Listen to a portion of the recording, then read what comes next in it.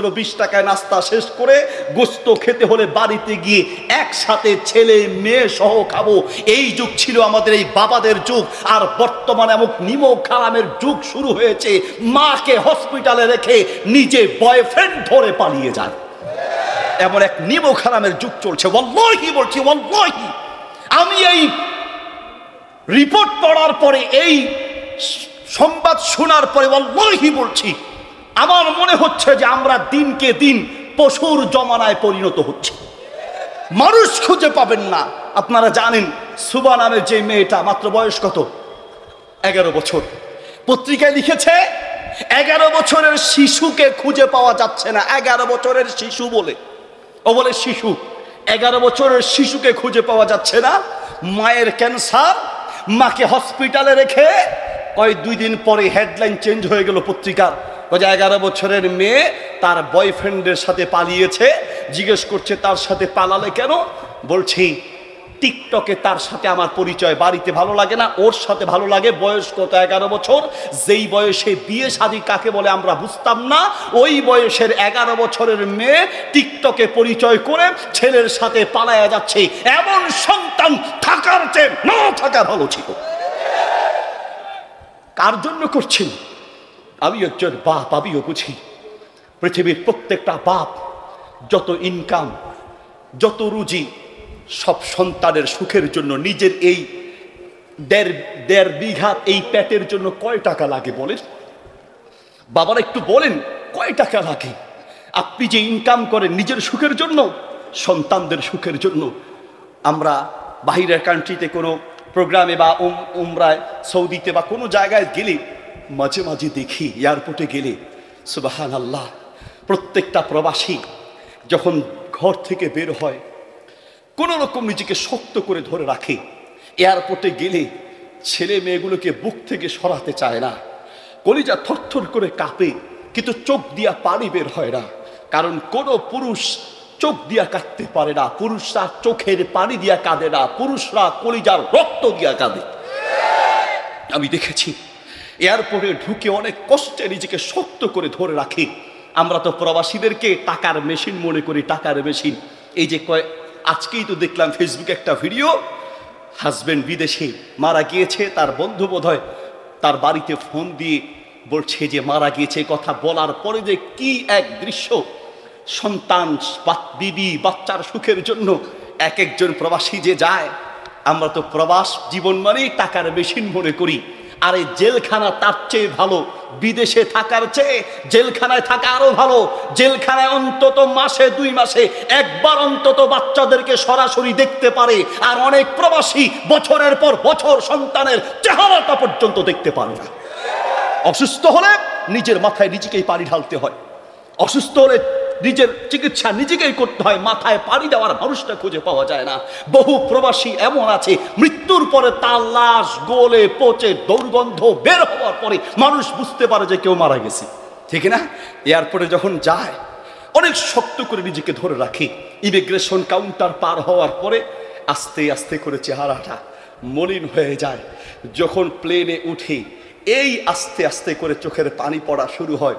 অনেক প্রবাসীকে দেখি প্লেন যখন ছেড়ে দিয়ে প্লেনটা উপরের দিকে উঠতে থাকে, জানালা দিয়ে তাকায়া মাতৃভূমির দিকে তাকায়া থাকে। আমার দেশ, আমার মায়ের দেশ, বাবার দেশ, ভাই বোন, ছেলে সন্তান, বিবি বাচ্চা সব এই মাটিতেই তো আছে।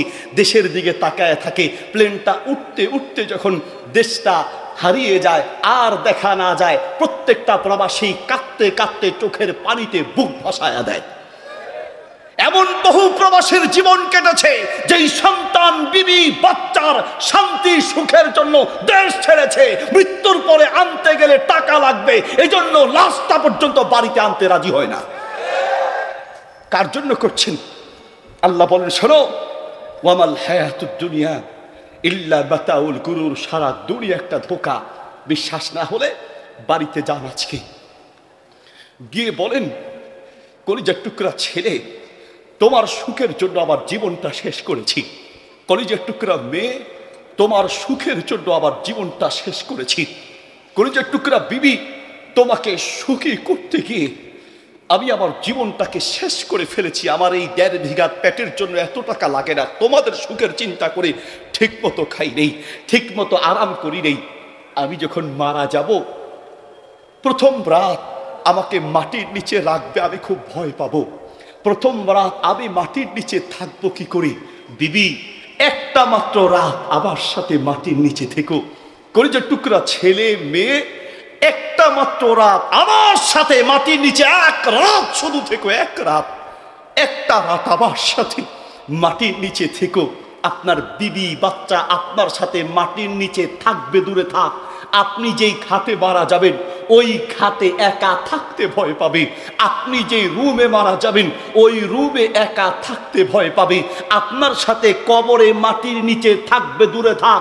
আপনার ছেলে মেয়ে বিবি বাচ্চা আপনার লাশের কাছে একা থাকতে ভয় পাবে। আল্লাহ বলে, বান্দা, সারা দুনিয়া তোমাকে মাটি চাপা দিয়ে চলে আসবে, আমি আল্লাহ ছাড়া কেউ থাকবে না। ঠিক কিনা? কেউ থাকবে না, আল্লাহই বলছি, কেউ থাকবে না, কাউকে পাবেন না। এখনই তো রাতে আপনি ঘুমাতে যান, কত অকৃতজ্ঞ আমরা, সেই আল্লাহকে এখনো চিনতে পারি নেই। রাতে ঘুমাতে যান, আপনার ছেলে আপনাকে রেখে ঘুমায়, আপনার মেয়ে আপনাকে রেখে ঘুমায়, আপনার বিবি আপনাকে রেখে ঘুমায়, আপনার সারা দুনিয়ার সমস্ত মানুষ আপনাকে রেখে ঘুমায়। আল্লাহ বলে, বান্দা, আমি তোমার এমন দয়ালু রব, আমি তোমাকে রেখে ঘুমাই না। লা তাখুযুহু সিনাতু ওয়ালা নাউম, আমি তোমাকে রেখে ঘুমাই না, আমি সব সময় জাগ্রত থাকি। কারণ আমি এই জন্যই জাগ্রত থাকি, বান্দা বিপদে পড়লে আমাকে ডাকলে, আমি না শুনলে কে সাহায্য করবে? সারা দুনিয়া ঘুমায়, আমি তোমার জন্য ঘুমাই না। আল্লাহু আকবার। সারা দুনিয়া ঘুমায়, আপনার আল্লাহ আপনার জন্য ঘুমায় না। সেই আল্লাহর জন্য দান করবেন, সে আল্লাহর জন্য যাকাত না দিয়ে ওই যাকাতের টাকা জমিয়ে রেখে শান্তি পাবেন? শান্তি পাবেন না, না ভাই। তাই আসুন, আমাদের উপরে যাদের যাকাত ফরজ, হিসাব করে করে, গাড়ি আছে অনেকগুলো, প্রত্যেকটা গাড়ি যদি নিজে ব্যবহার করার জন্য হয় তাহলে যাকাত দেওয়া লাগবে না।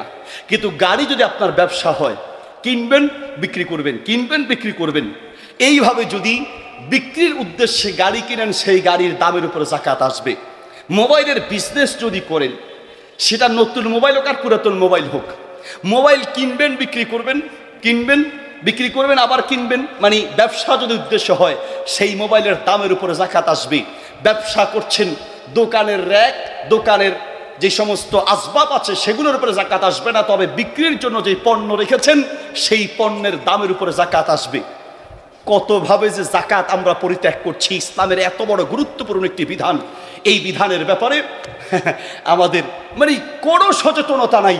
এই জন্য তরুণ যুবকদেরকে বলবো, সচেতনতা বৃদ্ধি করুন। আমি তো বলি, সারা বাংলাদেশ একদিনে পাল্টে যেত।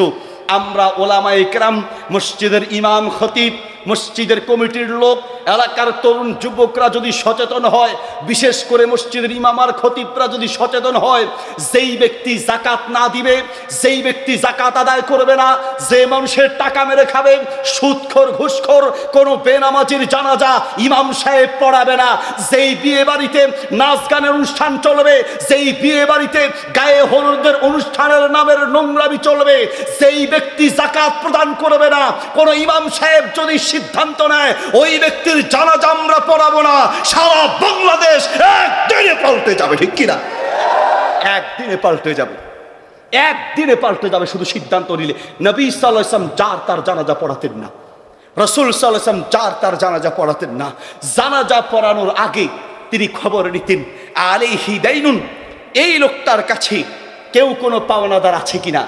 আপনি যদি যাকাত না দেন তাহলে আপনিও আরেকজনের হক মেরে দিয়েছেন। ঠিক কিনা? কেউ যদি মানুষের হক মেরে দেয়, বিচার করতে বসি, হয়তো আপনিই বিচারক, কিন্তু আপনি নিজেই যাকাত না দিয়ে আপনি গরিব মিসকিনের হক মেরে দিচ্ছেন। নবী সাল্লাল্লাহু আলাইহি ওয়াসাল্লাম জিজ্ঞেস করতেন, আলাইহি দাইনুন, এই লোকটার কাছে কেউ কোনো টাকা পয়সা পাবে কিনা। যদি বলতো নাম আলাইহি দাইনুন, হ্যাঁ অমুক অমুকে এর কাছে যাকাত পাবে, অমুক অমুক এর কাছে টাকা পাবে, নবী সাল্লাল্লাহু আলাইহি ওয়াসাল্লাম বলতেন, সল্লু আলা আখিকুম লা উসাল্লি, তোমরা জানাজা পড়াও, আমি নবী তার জানাজা পড়াবো না। একজন ইমামের দায়িত্ব, যার তার জানাজা পড়াতে যাবে না। জানাজা দেওয়ার আগে তার ঋণ পরিশোধের ব্যবস্থা করতে হবে। জানাজা দেওয়ার আগে সম্ভব হলে যদি তার জাকাত বাকি থাকে সেই জাকাতেরও ফায়সালা করা উচিত। কয়েক বছর জাকাত দেয় নাই, আপনার ওয়ারিশ যারা আছে সেই ওয়ারিশদের মাঝে সম্পদ বন্টন করার আগে জাকাত যারা দেয় নাই তাদের জাকাত বন্টন করার ফায়সালা করা দরকার। আগে মানুষের পাওনা পরিশোধ করো, তারপরে তার দাফন কাফন হবে। না হয় ওই কাফন দাফনের পরে আর আপনি খুঁজেও পাবেন না। ওই যে লাশ সামনে রেখে লম্বা লম্বা লেকচার, অমুক নেতা তমুক নেতা, অমুক কমিটির লোক তমুক কমিটির লোক, উনি সভাপতিগিরি, সেক্রেটারিগিরি, কেশিয়ারগিরি, নেতাগিরি, জানাজার খাট সামনে নিয়া, জানাজার খাট সামনে নিয়া কোনো গিরি চলবে না, কোনো নেতাগিরি চলবে না, ঠিক কিনা? ওখানে ইমাম সাহেব কথা বলবে, শোনো এ লোকের কাছে কেউ পাওনা থাকলে বলেন, তাহলে পাওনা দ্বারা দাঁড়ায় যাবে। এবার যারা দায়িত্বশীল আছেন, অরিজিনাল সত্যিকারের দায়িত্বশীল, তারা দায়িত্ব যদি পালন করতে চান, 1 নম্বরে দায়িত্ব পালন করবেন কি, তার ঋণ পরিশোধের ব্যবস্থা করো। লম্বা লম্বা লেকচার দেয়, আমার বাবা অনেক টাকা রেখে গেছে, কেউ যদি পাওনাদার থাকেন আমাদের সাথে যোগাযোগ করবেন। ভাই লেকচার দেয়, আমার ভাই অনেক কষ্ট করেছেন, অনেক সম্পদ আছে, যদি কেউ পাওনাদার থাকেন আমাদের সাথে যোগাযোগ করবেন। এই কথা বলে যে দাফন করা হলো, এরপরে পাওনাদার যেতে যেতে জুতা 2 জোড়া শেষ, এখন পর্যন্ত পাওনার 1 টাকাও ফেরত পায় নাই। এটা সমাজের বাস্তব চিত্র আপনাকে বলছি প্রিয় ভাইয়ের আমার। তাহলে আমরা ইনশাআল্লাহ তাআলা আমাদের জাতের সম্পদ আছে, আল্লাহ তাআলা তৌফিক দিয়েছেন, আমরা যাকাত দিব। কাদেরকে দিব? অনেকেই প্রশ্ন করেন, হুজুর ভাই প্রথমত খুঁজবেন নিজের আত্মীয় স্বজনের মধ্যে গরিব মিসকিন আছে কিনা, গরিব মিসকিন এবং হকদার আত্মীয় স্বজনের মাঝে আছে কিনা এটা খুঁজবেন। নিজের ভাইকেও যাকাত দেওয়া যায়, নিজের বোনকেও যাকাত দেওয়া যায়। আত্মীয় স্বজনের মধ্যে আসল এবং ফুরু তাদেরকে যাকাত দেওয়া যায় না। আসল কাকে বলে, ফুরু কাকে বলে? আসল মানে হচ্ছে মা বাবা এবং তার ঊর্ধ্বতন যারা আছে, মা বাবা, তাদের মা বাবা, নানা নানি, দাদা দাদি, এইভাবে তাদের মা বাবা, তার মানে মা বাবার সিলসিলার উপরের দিকে, এদেরকে আসল বলে। আর ফুরু হচ্ছে ছেলে মেয়ে থেকে শুরু করে নিচের দিকে, ছেলে মেয়ের ছেলে মেয়ে, নাতি পুতি যা আছে এই নিচের দিকে, এদেরকে যাকাত দেওয়া যাবে না। এছাড়া আপনি চাইলে আপনার খালা, চাচা, চাচি, ফুফু, কথার কথা এইভাবে আপনার আত্মীয় স্বজনের মধ্যে ভাই বোন যারা আছে তাদেরকেও যাকাত দিতে পারবেন। তবে কোনো ভাই আর বোনকে বা আত্মীয় স্বজনকে যাকাত দেওয়ার সময় এটা যাকাতের টাকা এটা বলে দিবেন না, কারণ এতে করে সে লজ্জিত হবে, একটু শরম পাবে, নিজেকে একটু ছোট মনে করবে। এমন বহু মানুষ হয়েছে, গত রমাদানের পরে আমাদের মাদ্রাসায় দেখেছি যারা যাকাত দিত, এই লোকগুলোর মাঝে 2 জন ব্যক্তি আমার সাথে যোগাযোগ করেছে, হুজুর গত বছর আমিও যাকাত দিয়েছি, কিন্তু এই বছর আমার নিজেরই যাকাত দরকার। আল্লাহু আকবার বলেন, নাউযুবিল্লাহি মিন যালিক। তো এই জন্য যদি ভাইকে আসছেন, আচ্ছা হ্যাঁ, যাকাত যদি আপনি দিতে চান, ভাই বোন বা আত্মীয় স্বজনের মধ্যে যাদেরকে দিবেন, যাকাতের টাকা এটা বলে দেয়া জরুরি নয়। যদি হকদার হয় তাহলে আপনি তাকে যাকাত বলা ছাড়াই দিতে পারবেন। প্রিয় ভাইয়ের আমার, আল্লাহ সুবহানাহু ওয়া তাআলা সূরা তাফসীরের দিকে আসলে আমাকে যাকাতের বিষয়ে, দান সৎকার বিষয়ে বলতে বলা হয়েছিল, এই জন্য এই বিষয়টা বিশেষ করে বললাম। সূরা মাউনে আল্লাহ তাআলা বলেন, আরাইতাল্লাযী ইউকাযযিবু বিদ্দীন ফাযালিকাল্লাযী ইয়াদউল ইয়াতীম, যারা পরকালে বিচার হবে, হিসাব দিতে হবে, এই কথাটা যারা অস্বীকার করে তাদের স্বভাব হলো তারা এতিমদেরকে ধাক্কা দিয়ে বের করে দেয় এবং মিসকিনদেরকে খাবার দিতে উৎসাহ দেয় না, অর্থাৎ এতিম মিসকিনদের হক নষ্ট করে। যারা পরকালের বিশ্বাস নাই, শুধু এতিম মিসকিনদের হক নষ্ট করে এমনটা নয়। পরের আয়াতে আল্লাহ বলছেন, ফাওয়াইলুল লিল মুসাল্লিন আল্লাযীনা হুম আন সালাতিহিম সাহুন, ধ্বংস ওই সমস্ত মুসল্লিদের জন্য যারা নিজেদের নামাজের ব্যাপারে উদাসীন, অর্থাৎ নামাজ ঠিকমতো পড়ে না, আর যদিও পড়ে ইউরাউন, মানুষকে দেখানোর জন্য পড়ে, ওয়ায়ামনাউনাল মাউন, যাকাত তো দেয় না, দান সদকা তো করে না, একেবারে ছোট্ট কোনো বিষয় পর্যন্ত মানুষের কাছে দান করতে চায় না। আল্লাহ সুবহানাহু ওয়া তাআলা আমাদের সবাইকে এই সকল বখিল বা কৃপণতা থেকে বাঁচার তৌফিক দান করুন, আমিন। যাকাত দেওয়ার পাশাপাশি দানও করা উচিত। নবী সাল্লাল্লাহু আলাইহি ওয়াসাল্লাম বলেছেন, দাউ মারদাকুম বিসসাদাকা, দান করার মাধ্যমে রোগীর চিকিৎসা করা, রোগীর চিকিৎসা, রোগ হয়েছে ডাক্তার ঔষধ হসপিটাল খোঁজার আগে উচিত হচ্ছে আমরা দান করা, কারণ দানের মাধ্যমে রোগ থেকে বাঁচা যায়। প্রিয় ভাইয়ের আবার, কৃপণতা করবেন না, এমন রোগ হতে পারে অর্থ সম্পদ যা আছে সব বিলীন হয়ে যেতে পারে। আমার মনে আছে, আমার মনে কুয়েতে থাকতো 60টা বছর এক পরিচিত লোক, দেশে আসার পরে তিনি কিডনিতে ব্যথা, ডাক্তারকে ডাক দিয়ে বলছেন, ডাক্তার সাহেব 60 বছর আমি কুয়েতে যা ইনকাম করেছি আমার সব টাকা পয়সা, বাড়ি করেছি, ব্যাংকে টাকা আছে, গাড়ি, সব আমি লিখে দিব। আমি কিডনির যন্ত্রণায় শেষ হয়ে যাচ্ছি, টাকা পয়সা লাগবে না, সুস্থ হয়ে প্রয়োজনে ভিক্ষা করে খাবো, সারা জীবনের ইনকাম দিতে রাজি একটা মাত্র অঙ্গের সুস্থতার জন্য। এবার বলেন, আপনার মাঝে এতগুলো অঙ্গ আল্লাহ সুস্থ রেখেছেন, আপনি আল্লাহর কি শুকরিয়া আদায় করেছেন? ওই যে বললাম আমরা অকৃতজ্ঞ। ইন্টারনেটে সার্চ দেন, উইকিপিডিয়াতে সার্চ দেন, চ্যাটজিপিটিতে সার্চ দেন, ডিপসিকে সার্চ দেন, উইকিপিডিয়া গুগলে সার্চ দেন, হেলেন কিলার লিখে সার্চ দিয়ে তার ইতিহাস জানার চেষ্টা করেন। হেলেন কিলার চোখে ঠিক মতো দেখে না, কানে ঠিক মতো শুনে না, চোখে দেখে না, শরীরের অনেকগুলো অঙ্গ প্রত্যঙ্গ নাই।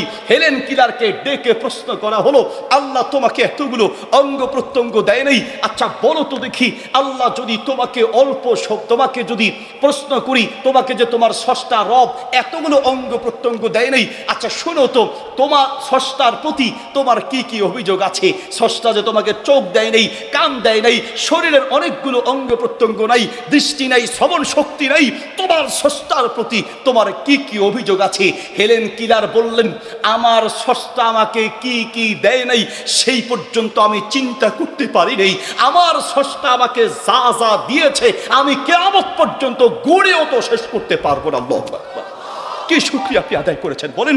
আমার একটা মাদ্রাসা আছে, প্রতিবন্ধী শাখা, চোখে দেখে না, কানে শুনে না, এইরকম প্রতিবন্ধীদের জন্য একটা মাদ্রাসা করেছে আলহামদুলিল্লাহ।